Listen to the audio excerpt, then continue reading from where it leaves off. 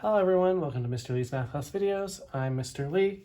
As I mentioned, we're picking it up in 11.5 at the end of the last video about 11.5. I was leaving number 5 for you to practice, but I didn't want you to forget.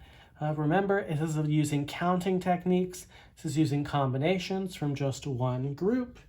But we said it will get more complicated when you're picking from more than one group.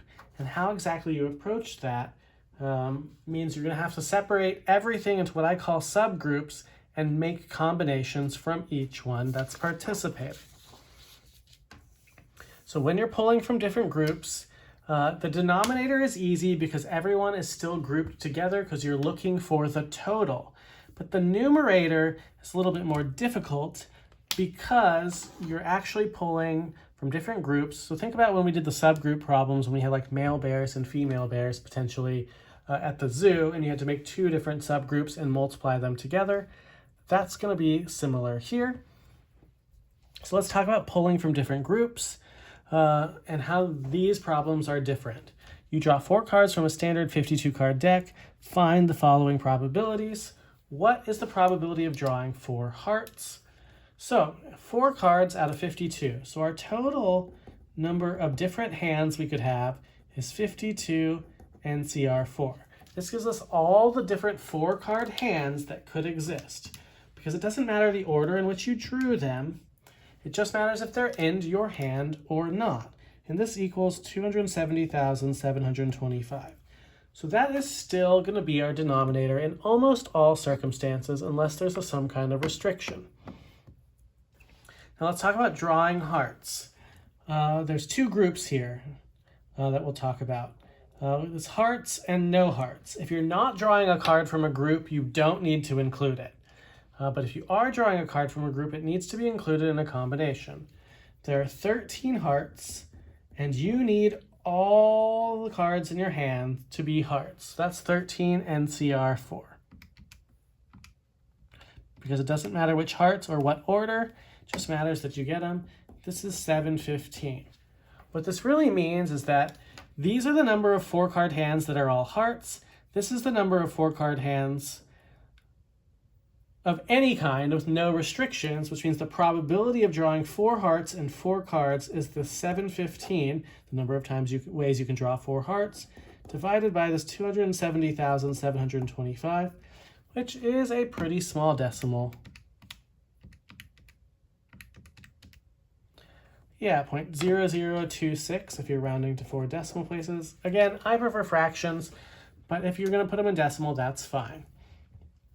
Now, A is, again, much like the previous page, drawing from a single group. But what happens if you're not drawing from a single group? So you're drawing 4 cards, again, still same total, but now what are the chances of drawing 2 hearts and 2 spades? Well, now this changes, because what are your chances of drawing 2 hearts?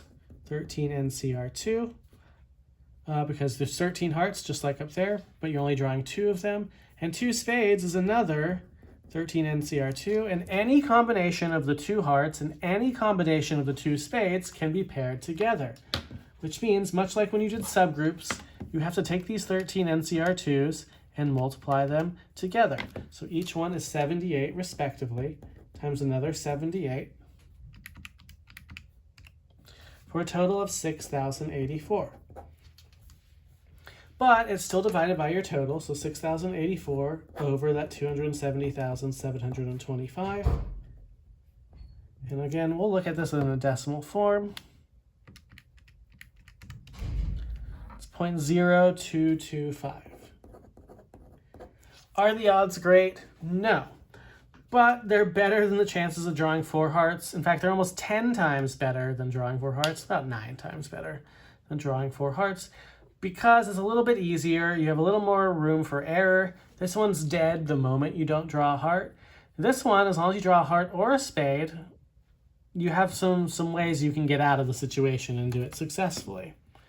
The most tricky of these problems, though, is the ones where it wants you to draw a certain number of things, but the restriction is only on, say, one thing. So you're drawing 4 cards from the deck. What is the probability of drawing 3 hearts? Well, you drew 4 cards, so what's happening elsewhere? Usually they'll say something like of drawing exactly 3 hearts to let you know that they want 3 hearts and 1 of anything else. This is what I talk about separating it into subgroups. You have the group hearts, where there are 13. You have the group non-hearts. Now, all of your cards are either a heart or they are a non-heart. If 13 cards are hearts, the other 39 out of the 52 are non-hearts. Now, you know out of the hearts, you need to pick 3, which means out of the non-hearts, since you're drawing a total of 4 cards, you need to pick 1. Now, the reason I like this setup, and I think it's kind of cool, is if you were to put this 52 NCR 4 in the denominator, you'll notice something somewhat important about these problems. 13 and 39, the 2 groups that you're involving, add to 52. 3 and 1 add to 4. Now you might be asking yourself, why did this not happen before? Well, one of the reasons is we drew 2 hearts and we drew 2 spades. We didn't draw anything else. But there was 13 hearts, 13 spades, but there's 26 neither hearts or spades in this problem. The difference is we are NCRing 0, and anything NCR 0 is 1, so it doesn't need to be included. But you could also have done it this way, if you look at it, and then you'll notice, again, the same thing no matter how many groups. 13 plus 13 plus 26 still would add to 52. 2 plus 2 plus 0 still adds to 4. So it's still something that is taking place. It's just you're not picking from that group, so we get to ignore it because the combination is 1. Because there's only one way to pick nothing, and that's by picking nothing. But otherwise, strategically, you can just convert this to numbers. This is 286. 39 NCR1 is 39. And this is still the 270, 725 that it was before. This is 11,154 over the 270, 725. And if you get that in decimal form, it's 0.0412. So still, the odds aren't great, but that's because we've placed significant restrictions on what's going on. I tend to think these subgroup problems are some of the hardest ones to do overall, simply because it really requires you to understand how combinations work and why they work, and how those subgroup problems worked in the previous probability section and why they work. 7 is very similar, but I do want you to be able to practice.